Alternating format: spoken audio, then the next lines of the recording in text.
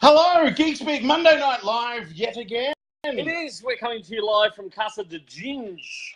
And look, to the people who said that our thing was backwards last week, it's been corrected. It's the right way around again. And so is the on-air sign. So we're kind of like we were backwards. We were Bizarro Geek Speak last week, right? Bizarro Todd, Bizarro Ginge. Just don't mention this one here. Yes, Ixnay on They the logo. can't see it. Anyway, I just wanted to talk about a few things tonight. Obviously, the big thing that I want to talk about straight away, Logan, the new Red Band extended Red Band trailer.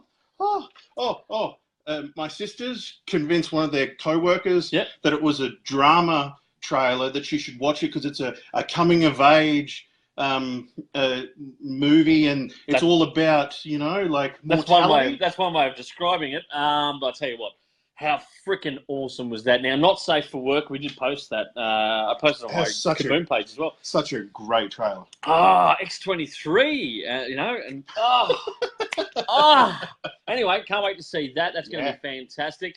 If you haven't checked us out, go along, scroll back through our page, and you'll see the link for it. Now, I have not seen the Power Rangers trailer. I was never a big Power Rangers fan. Oh my God! Explain. What's it like? Wait, you know what? I wasn't really holding out much hope for it. Yeah. When I saw the original trailer. Yep. But now, holy shit! Is it going to be one of them movies? As a bloke who never ever got into Power Rangers, should I go along and see it on the big screen? I reckon it looks like a lot grittier version of what the Power Rangers were back in the 90s. It's got Walter White playing the bad guy, hasn't it? Bryan Cranston? No, he's their leader. Oh, okay. I thought he was like a bad guy or something. No, he's the good guy. He's the one that gets them all together. See, I don't follow Power Rangers. Actually, going by, so you've seen it. You're a bit of a fan. Trailer. What would you give it? 5, super fucking awesome, and 1 is nah. What would you give it? You know what? About a 4.5. 4.5 from Ginge. It really it feels like a very modern interpretation, but hasn't lost a lot of what was part of it. Going back to Logan, if we were to rate it, it's a solid fucking 6 out of 5. That's how good Logan is. It looks fantastic. Jason Gibbs, thanks for joining, man. Good to see you, Gibbo. Now, what else do I want to talk to you about this week? Things about movies. We'll talk about TV, actually. TV first. Witchblade. Now, 2001, 2002, it ran for 2 seasons, the original Witchblade TV series. Yancy Butler was playing Butler. She was, in this version, she was like a New York cop. Sarah Penzini. Who gets I think I said that right. But they just had the gauntlet in the television show. She didn't go the full costume?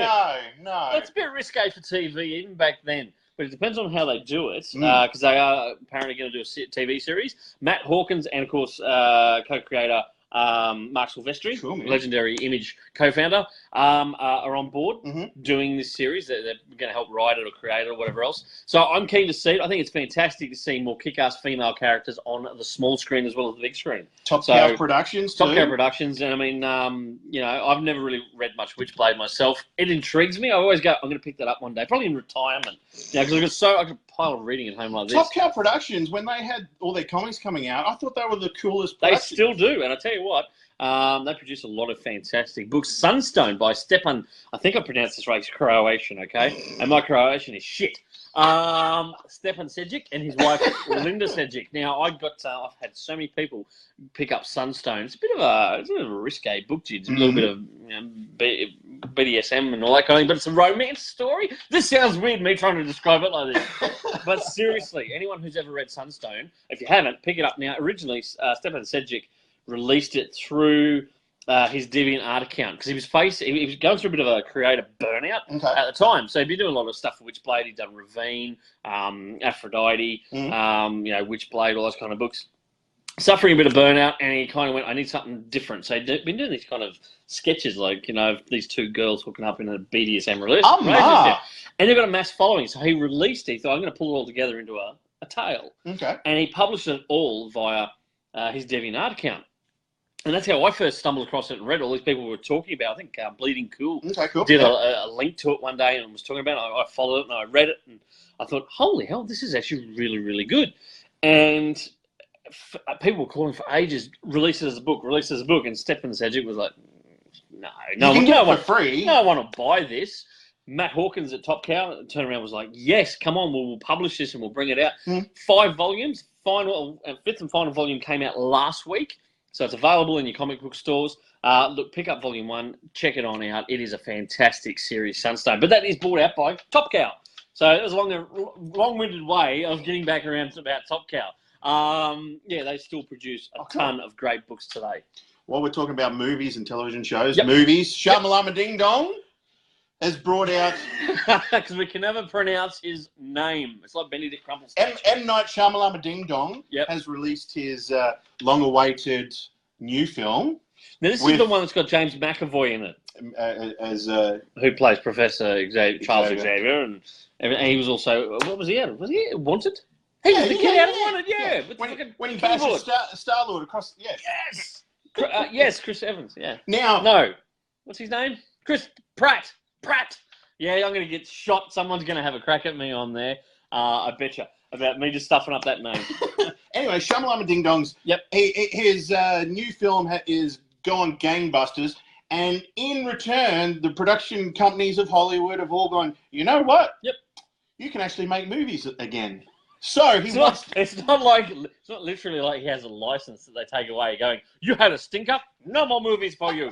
Which they probably should have. They probably fucking would. But it's taken Mel Gibson years to get that license back, hasn't it?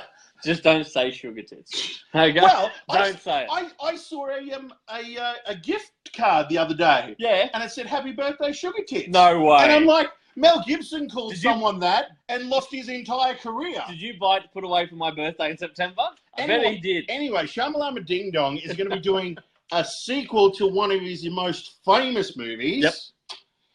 Unbreakable. Ooh, that is a personal favourite of mine, actually. I really, really do like it. But does it need a sequel?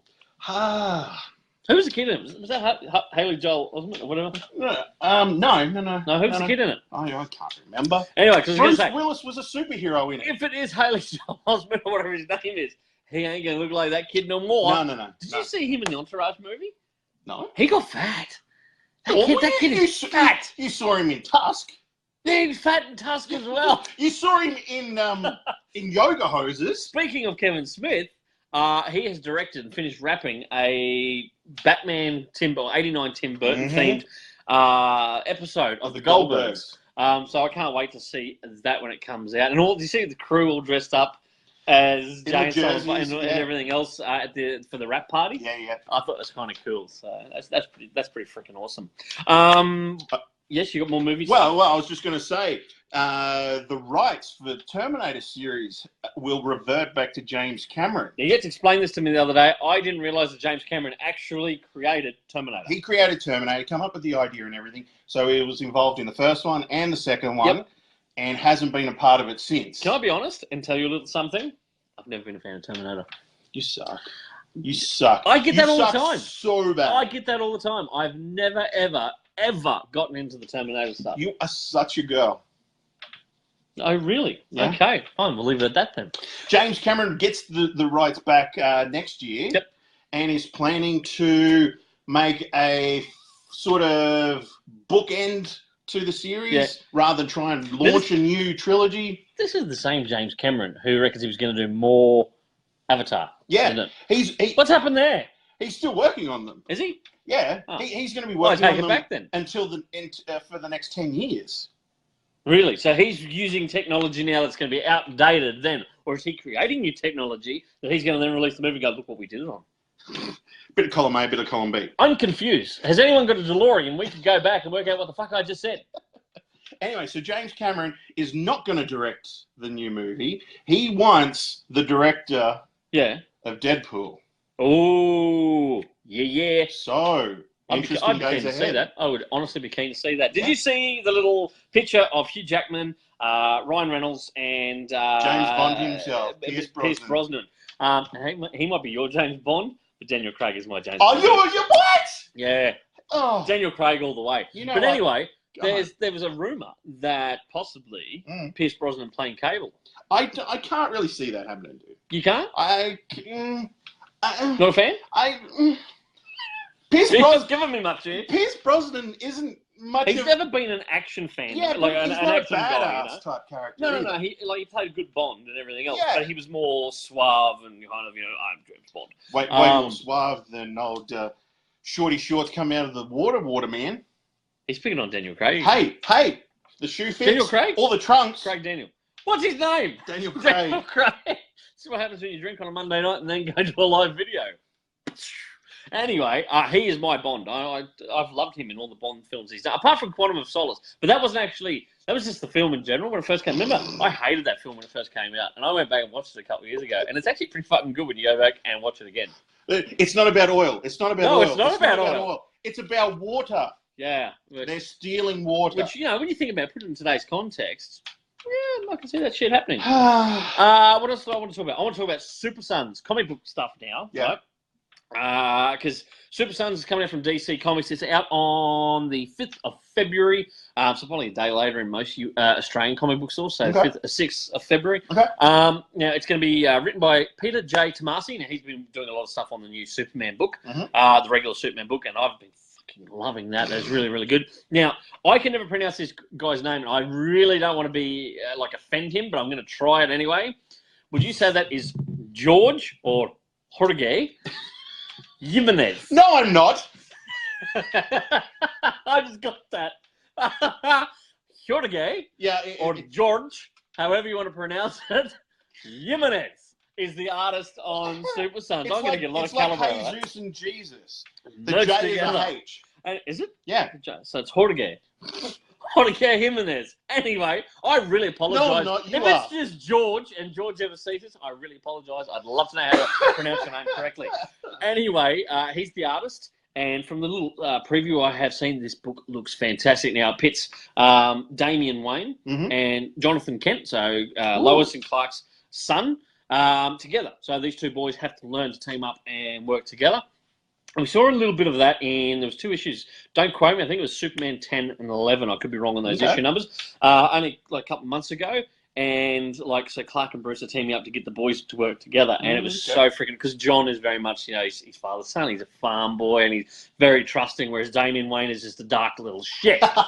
And they have to team up to work together. And so they're spinning it out into a book called Super Sons. And number 1, like I said, 5th of February in the US, it hits shelves. And look, that's going to be my Geek Speak pick. Pick it on up. It's going to be a great. Peter J. Tomasi writing it. He's been nailing it. Everything I've been reading of his lately, especially his Superman work. And even going back, he did a lot of work on, I think it was Green Lantern Corps back in the day. In Rebirth. Well, he's a fantastic writer. So pick it up, give it a try. I reckon it's going to be a hit, this book. And it's great to see these two young characters having to work together. The dynamic is fantastic. Yeah. Yep. So that's my comic thing for you. I have got a copy to read this week of Monsters Unleashed. Now, remember my rant last week about Marvel? I had a little bit of a rant about Marvel. Well, yeah, I had a couple of customers say, read Monsters Unleashed and let us know what you think. So I'm going to read it this week and I'll let you know next week. I was slack on the weekend. I was going to read it then, didn't get around to it. That and the fact that I just feel like reading Marvel. G'day, Jason. He's telling us that it's actually pronounced Jorge. Jorge? Jorge? Jorge. Jorge. I told you it was Jorge Jimenez. It sounds horribly racist when you say it like Wouldn't that. the H then be silent? Jimenez? I don't know. But anyway, pick it on up. Anything else you want to talk about, Ginge? People have just been talking on the net this week about Batman Forever. Yeah.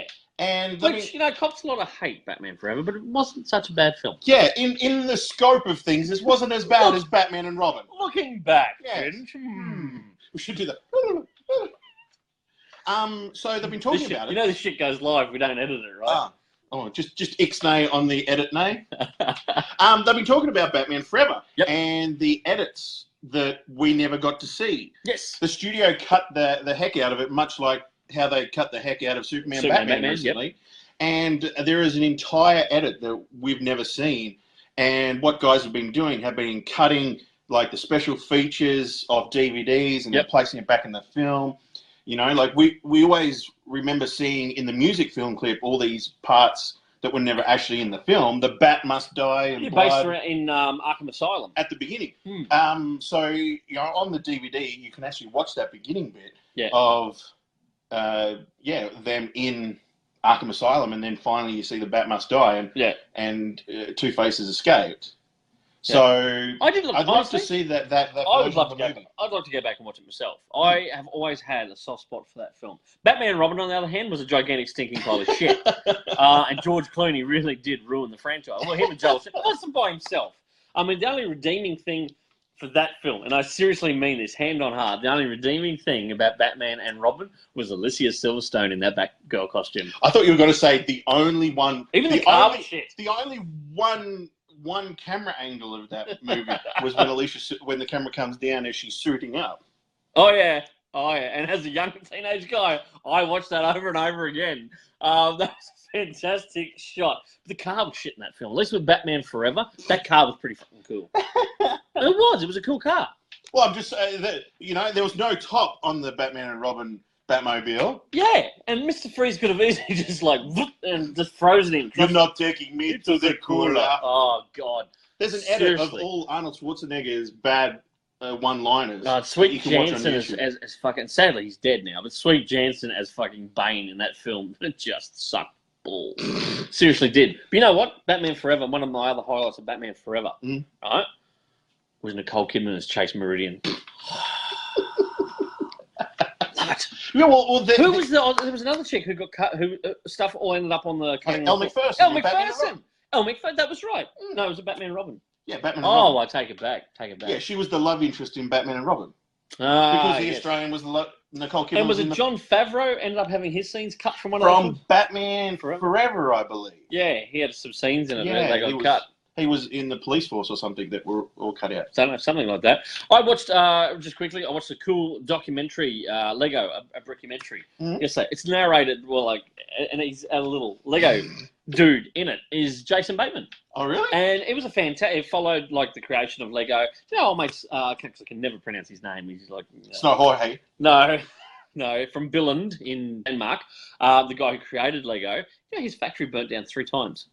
3 times. You'd think he would have given up and walked the fuck away, wouldn't you? After 3 times his factory burned to the ground, and he rebuilt. And each time it got bigger and bigger. But anyway, Jason Bateman is your narrator, and he's a little minifig throughout. But it followed on AFOL, so Adult Fan of Lego, and it followed the different shows, how these certain people became designers. It also focused on, I can't think of his name, Nathan Soroya. Who Jim Lee talks about on a DC All Access video. Okay. No, sorry, thing with Mark Hamill. Mark Hamill's video that he's doing, the fan. Oh, yeah. The fan thing. He's the guy who built the life-size Batmobile out of Lego, Nathan Soroya. But don't they cheat? They superglue all that. He does. With his artworks, you just see, because it shows him getting ready for an art exhibition and building stuff, and he is gluing and I mean, you would too. You wouldn't want to turn around and some fucking kids in there pulling apart your masterpiece, And it showed them building, this is the largest scale model, Lego scale model ever produced, was a TIE fighter that they launched, I should say, unveiled in Times Square in New York. Oh, cool. And it was phenomenal to see and they do cheat because there is metal, because they have to build it that big. This thing is, there were so many millions of bricks in this thing. It was freaking awesome to see this TIE fighter built, and because they put the sides around it, like these banners to look like a box, and then they lifted it up like someone was lifting the box up, and here out it came. That's cool. Oh, it was freaking awesome. So Lego, a brickumentary. I'm pretty sure it's available through JB Hi-Fi and all that. But did you see what came out last week? Is that they're in Lego form, but they're this big, the 4 squares, where you can actually make cubicles in your office. Yes, and I did. Make offices. And my wife will attest to this. I picked it apart because at the top they didn't have any of those nice smooth ones that you put on at the top. No, because you can actually see the caps on the top. And I thought that's going to suck. There'll be dust and crap get up there, spider webs and all that. It's where's the flat caps to put on, the little tiles? It should go all the way to the ceiling. But I did sit there and to my wife and I went, "We need to get some of them. If we ever build a house, I want some of them." On the inside or the outside? Who we got there? There's a few people. Hey, Nick, he's joined in. Hello, Nick. Hey, thanks for joining, man. There's been a whole bunch of people. We were too busy talking, so I can't thank them all and say hi for joining. But anyway, we're nearly near the end of it. This has been Monday Night Live. Yeah. See? Anything else you want to talk about? No, not at the moment. I need a drink. It's 2 weeks in a row we've done this. If we hit 3rd week, we're on a roll, right? Next Monday, something will pop up and we'll be busy and we'll be able to do it. And everyone will be like, man, I knew they wouldn't do 3 in a row. See, it's like exercise. You need to consistently do it, and then it becomes a regular thing. Yes. Well, That's what we're aiming for. We might lose weight doing Monday Night Live for Geek. We're not going to lose weight. Don't count on it. Yeah, I picked out on some ice cream before, dude. Jesus.